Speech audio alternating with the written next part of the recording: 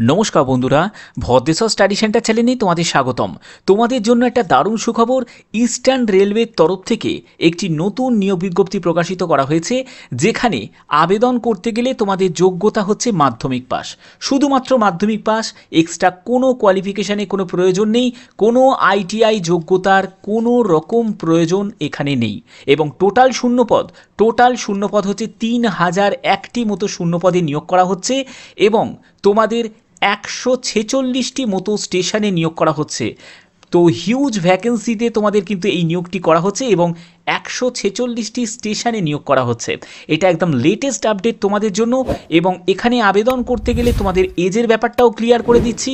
18 থেকে 40 বছরের মধ্যে তুমি একজন মেল প্রার্থী হও বা ফিমেল প্রার্থী হও, প্রত্যেকে কিন্তু এখানে আবেদন করতে পারবে। সম্পূর্ণ বিস্তারিত দেখো, ভিডিওটা কিন্তু খুব গুরুত্বপূর্ণ ভিডিও, তার জন্য স্টেপ বাই স্টেপ দেখো। কমপ্লিট ইনফরমেশন শুধুমাত্র তোমাদের জন্য। তো চলো মূল ভিডিওতে চলে যাচ্ছি।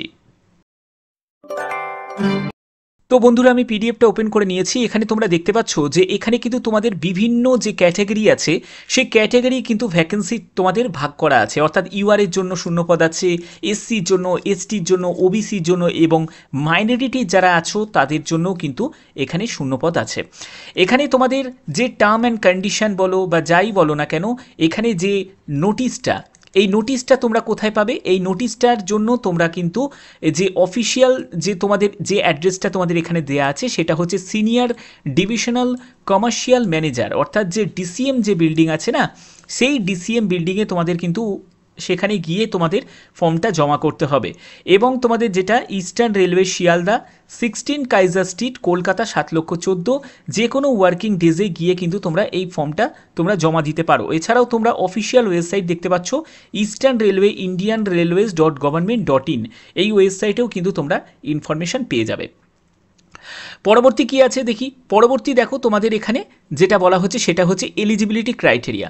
তো এলিজিবিলিটি ক্রাইটেরিয়াটা তোমাদের আগে আমি ব্যাপারটা বুঝিয়ে দিই যে এখানে তোমাদের এলিজিবিলিটি ক্রাইটেরিয়াটা কি প্রয়োজন। তো এলিজিবিলিটি ক্রাইটেরিয়ার ক্ষেত্রে প্রথমত যে কন্ডিশন, সেটা হচ্ছে তোমার বয়স ন্যূনতম 18 বছর হতেই হবে। ঠিক আছে, 18 বছরের কম যদি বয়স হয় তাহলে কিন্তু আবেদন করতে পারবে না। 18 বছরের ঊর্ধ্বে কত বয়স আছে? ঊর্ধ্বে হচ্ছে তোমাদের 40 বছর। যদি তোমার 40 বছর যদি বয়স হয় তাহলে কিন্তু বেটার হয়। বাট এখানে কিন্তু অ্যাজ পার নোটিফিকেশানে কোনো আপার এজ লিমিট নেই। অর্থাৎ যদি 45 বা 50 যাই হোক না কেন, তোমাদের যদি কোনো কোয়ারি থাকে তোমরা অবশ্যই কিন্তু নির্দিষ্ট যে ঠিকানাটা আমি তোমাদের বললাম ভিডিওতে, সেই ঠিকানায় গিয়ে তোমরা কিন্তু একবার খোঁজ নিয়ে জেনে নিতে পারো যে স্যার আমার বয়স এই, তো আমি কি আবেদন করতে পারি? কিন্তু নর্মালি যেটা, সেটা 18 থেকে 40 বছর বা 45 বছর যাই বয়স থাকুক না কেন, তোমরা আবেদন কিন্তু করতে পারবে।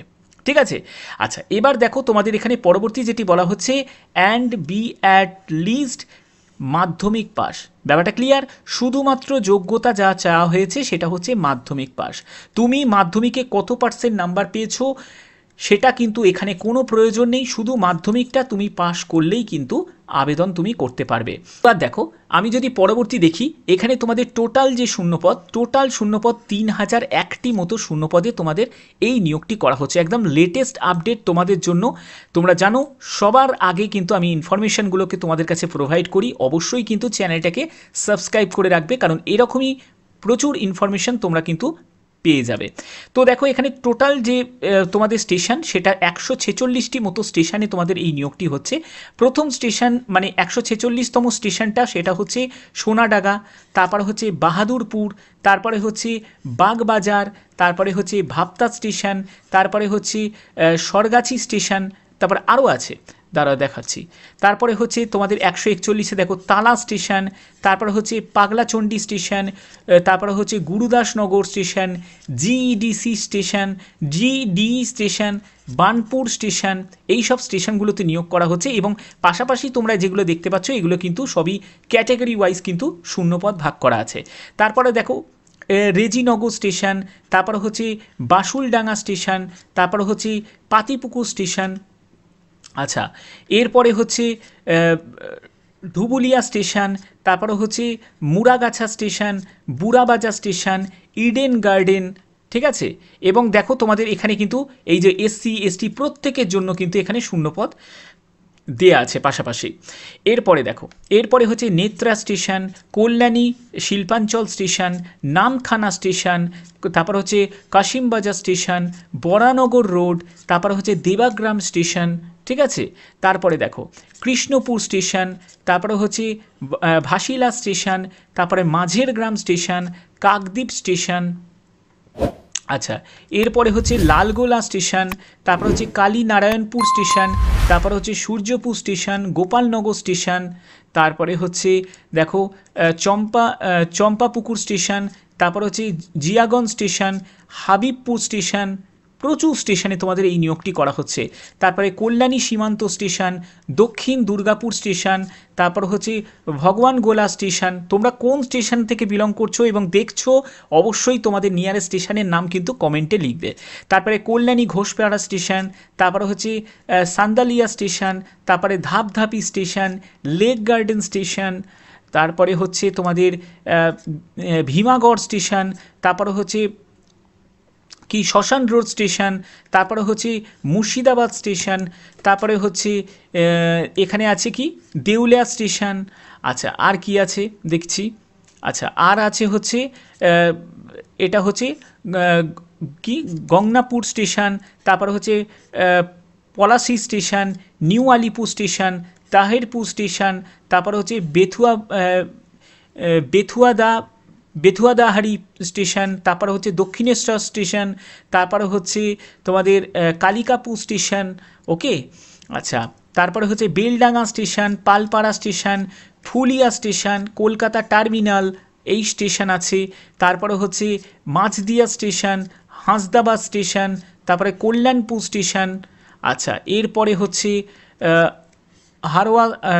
হারোয়া রোড, তারপরে হচ্ছে বাতকুল্লা, তারপরে হচ্ছে আরানঘাটা, বিবিডি বাগ, এইসব বিভিন্ন স্টেশন কিন্তু নিউ গড়িয়া, তারপরে হচ্ছে ব্রেস ব্রিজ, তারপরে হটার, তারপরে হচ্ছে চাঁদপাড়া, ঠিক আছে, চাঁদপাড়া, তারপরে হচ্ছে বালিঘাট, মাঝেরহাট, বাগুলা, বসিরহাট, প্রচুর স্টেশন দেখো। তারপরে হচ্ছে পিয়ালি স্টেশন, তারপরে হচ্ছে হৃদয়পুর স্টেশন। আচ্ছা, এরপরে হচ্ছে পলতা স্টেশন, টালিগঞ্জ স্টেশন, তারপরে হচ্ছে কি বিদ্যাধরপুর স্টেশন, তারপরে হচ্ছে সংগ্রামপুর, তারপরে হচ্ছে জগদ্দল স্টেশন, ঠিক আছে। তারপরে হচ্ছে বিরা স্টেশন, তারপরে হচ্ছে বিশরপাড়া কোদালিয়া, তারপরে হচ্ছে পায়রাডাঙ্গা, ঠাকুরনগর, তারপর ঢাকুরিয়া, বিভিন্ন স্টেশন। তারপরে হচ্ছে শিমুরালি, গুমা, আকরা, বাহারু। আচ্ছা, এরপরে হচ্ছে শান্তিপুর স্টেশন, টিটাগড়, তারপরে হচ্ছে ঘুটিয়ারি শরীফ, তারপরে হচ্ছে মদনপুর স্টেশন। আচ্ছা, এরপরে হচ্ছে বামনগাছি স্টেশন, ধামুয়া, তারপরে বহরমপুর কোর্ট। আচ্ছা, এরপরে হচ্ছে নিউ ব্যারাকপুর।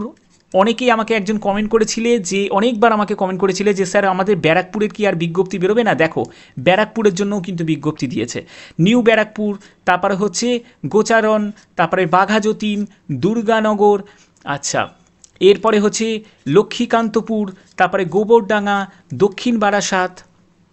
আচ্ছা, এরপরে হচ্ছে ডায়মন্ড হারবার, তারপরে হচ্ছে তালদি, সন্তোষপুর, তারপরে হচ্ছে মথুরাপুর রোড, তারপরে মল্লিকপুর, জয়নগর, মাজিলপুর। আচ্ছা, এরপরে হচ্ছে পার্ক সার্কাস, তারপরে নুঙ্গি, তারপরে চম্পাহাটি, ইছাপুর, অশোকনগর। আচ্ছা, এরপরে হচ্ছে কি মগরাহাট, তারপরে হচ্ছে বনগা, যাদবপুর, কাকিনাড়া, তারপরে হচ্ছে মছলন্দপুর, হালিশহর, দত্তপুকুর। এরপরে হচ্ছে কল্যাণী, কৃষ্ণনগর জংশন, বিরাটি, বালিগঞ্জ। এরপরে হচ্ছে দমদম ক্যান্টনমেন্ট, তারপরে আগরপাড়া, বজবজ, গড়িয়া, তারপরে হচ্ছে কাঁচরাপাড়া, ক্যানিং। আচ্ছা, এরপরে আরও আছে দেখো, খড়দা, রানাঘাট, চাকদা, মধ্যমগ্রাম, হাবড়া, বিধাননগর, শ্যামনগর। আচ্ছা, এরপরে হচ্ছে সুভাষগ্রাম, বেলঘরিয়া, বারাসাত, বারুইপুর। আচ্ছা, তারপরে সোদপুর, নৈহাটি, দমদম, ব্যারাকপুর। এরপর সোনারপুর, শিয়ালদা, এই সব কিন্তু স্টেশনে তোমাদের নিয়োগ করা হচ্ছে। পাশাপাশি তোমরা কিন্তু তোমাদের ভ্যাকেন্সি টেবিলে ভ্যাকেন্সিটাকেও দেখতে পাচ্ছ, এবং দেখো যারা যারা ফিজিক্যাল হ্যান্ডিক্যাপ তাদের জন্যও কিন্তু শূন্যপদ আলাদা করে দেয়া আছে। এবং তোমাদের এখানে কিন্তু এসসি এসটি ইউআর প্রত্যেকের, ওবিসি মাইনরিটি যারা যারা যে কমিউনিটি থেকে আছে প্রত্যেকের জন্য কিন্তু শূন্যপদ আছে। ঠিক আছে, তো এটা কিন্তু একদম লেটেস্ট আপডেট তোমাদের জন্য। সবার আগে তোমরা জানো ভদ্রেশ্বর স্টাডি সেন্টার সবসময় তোমাদের জন্য অথেন্টিক ইনফরমেশান প্রোভাইড করে থাকে। তো এর অন্যথা কিন্তু আজকেও নয়, তোমাদের সম্পূর্ণ লেটেস্ট আপডেট দিলাম। প্রায় 3001টি মতো টোটাল শূন্যপদে তোমাদের কিন্তু এই নিয়োগটি করা হচ্ছে। সম্পূর্ণ ক্যাটাগরি ওয়াইজ কিন্তু শূন্যপদ ভাগ করা আছে। এবং দেখো তোমাদের কিভাবে তোমরা অ্যাপ্লিকেশন ফর্মটা তোমরা ফিল আপ করবে সেটাও কিন্তু আমি তোমাদের দেখিয়ে দিচ্ছি। দেখো ফর্মটা ফিল আপ করার জন্য তোমাদের যে পোস্টে তোমাদের নিয়োগ করা হচ্ছে, format of the application for জনসাধারণ টিকিট বুকিং সেবক, এই পোস্টে তোমাদের কিন্তু নিয়োগ করা হচ্ছে। এবার তুমি যে স্টেশনে তুমি আবেদন করতে, তোমাদের 146টা স্টেশন দেখালাম, 146টা স্টেশনেই কিন্তু তুমি আবেদন করতে পারবে না। তোমাকে তোমার স্টেশনের নিয়ারেস্ট স্টেশনে কিন্তু আবেদনটা করতে হবে। তো তোমার স্টেশনের নাম তুমি এখানে লিখবে, সিরিয়াল নাম্বারটা তুমি লিখবে যে কত নম্বর সিরিয়াল নাম্বারে তোমাদের স্টেশনের নামটা আছে। ঠিক আছে, আচ্ছা সেই নাম্বারটা তুমি এখানে লিখবে। এরপরে তোমাকে একটি পাসপোর্ট সাইজের এখানে একটা ছবি লাগিয়ে দিতে হবে। ঠিক আছে, আচ্ছা এরপরে হচ্ছে তোমার এখানে নাম ক্যাপিটালে লিখবে যা লিখবে। এরপরে হচ্ছে ফাদার নেম, বিবাহিত মহিলা হলে হাজব্যান্ডের নেম লিখবে। ডেট অফ বার্থ, তার জন্য কিন্তু ডেট অফ বার্থের প্রুফ অবশ্যই কিন্তু লাগবে। যা যা বলছি সুন্দর করে ব্যাপারটা বুঝে নাও।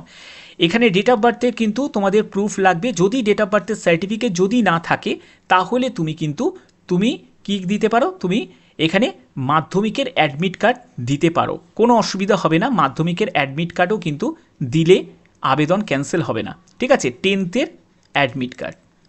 ওকে, আচ্ছা এরপরে হচ্ছে তুমি মেল না ফিমেল সেটাকে এখানে মেনশন করবে। তারপরে হচ্ছে এডুকেশন কোয়ালিফিকেশান, যেহেতু মাধ্যমিক পাস যোগ্যতার প্রয়োজন, তো সেক্ষেত্রে মাধ্যমিকের সার্টিফিকেট কিন্তু তোমাকে দিতে হবে, মাধ্যমিকের সার্টিফিকেট সঙ্গে অ্যাটাচ করতে হবে।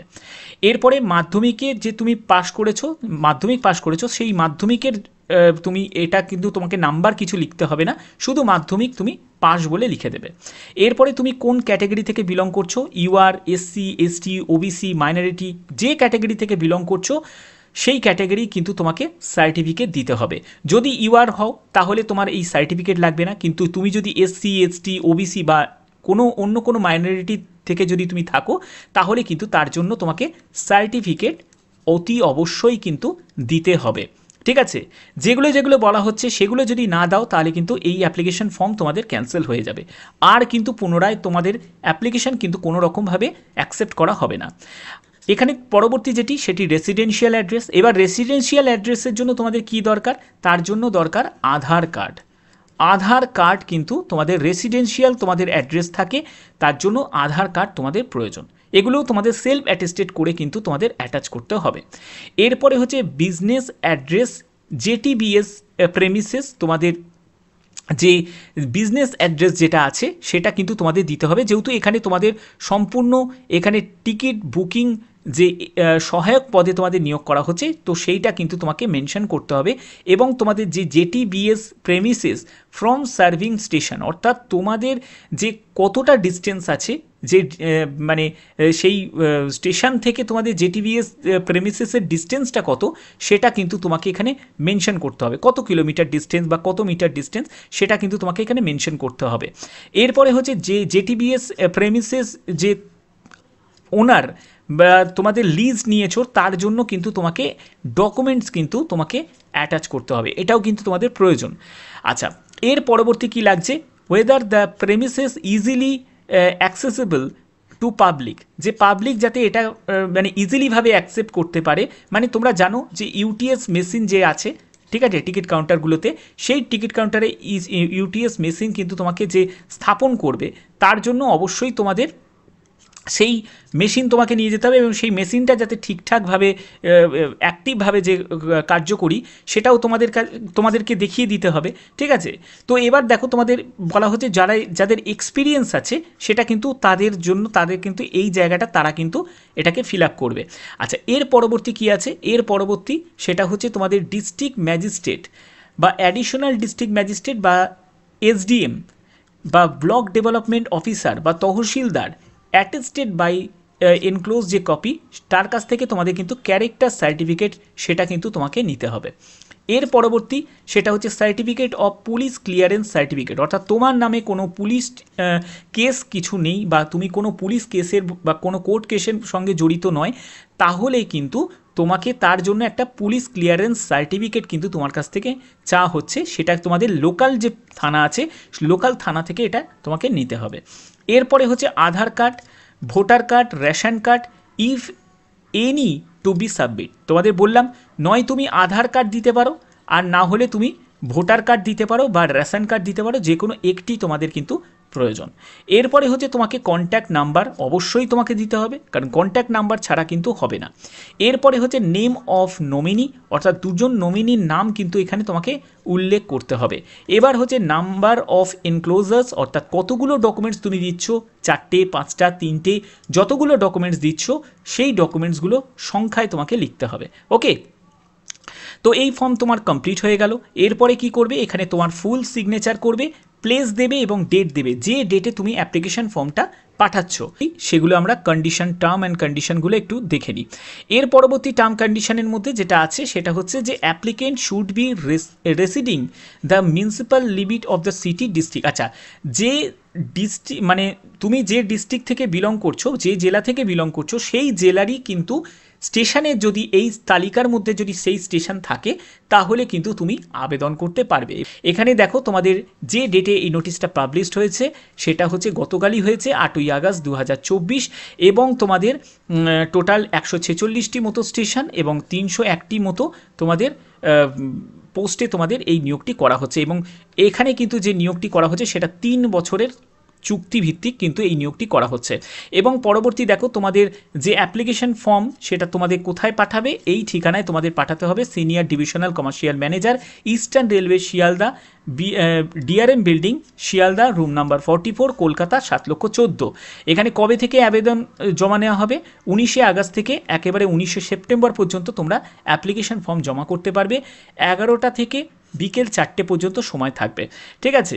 এবং বলছে এভরি ওয়ার্কিং ডেজ অ্যান্ড 10ই সেপ্টেম্বর বিটুইন দ্য 11টা থেকে 2টো পর্যন্ত বলছে দ্য বক্স ইজ ওপেন, সেটা হচ্ছে 10ই সেপ্টেম্বর 2024, সেটা দুপুর 3টের সময় কিন্তু যে অ্যাপ্লিকেশন ফর্মটা তোমরা জমা করলে তার বক্সটা কিন্তু ওপেন করা হবে, ঠিক আছে। এবং নামের তালিকা সেটা পরবর্তী সময় প্রকাশিত করা হবে। তোমরা কিন্তু ইস্টার্ন রেলের যে অফিসিয়াল যে প্যানেলটা আছে সেখানে কিন্তু তোমরা চেক আউট করে নিতে পারবে। তো আশা করি তোমাদের সম্পূর্ণ ব্যাপারটা যা যা ছিল সম্পূর্ণ ডিটেলসে তোমাদের কাছে বুঝিয়ে দিলাম। যারা যারা এখানে আবেদন করতে ইচ্ছুক তারা অবশ্যই কিন্তু আবেদন করতে পারো, ঠিক আছে। তো যদি ভিডিওটা ভালো লাগে, যদি ভিডিওটা ইনফরমেটিভ লাগে, অতি অবশ্যই ভিডিওটাতে একটি লাইক করবে, চ্যানেলটাকে সাবস্ক্রাইব করে বেল আইকন অল করে রাখবে। তো এখনের মতো এটুকুই, টাটা।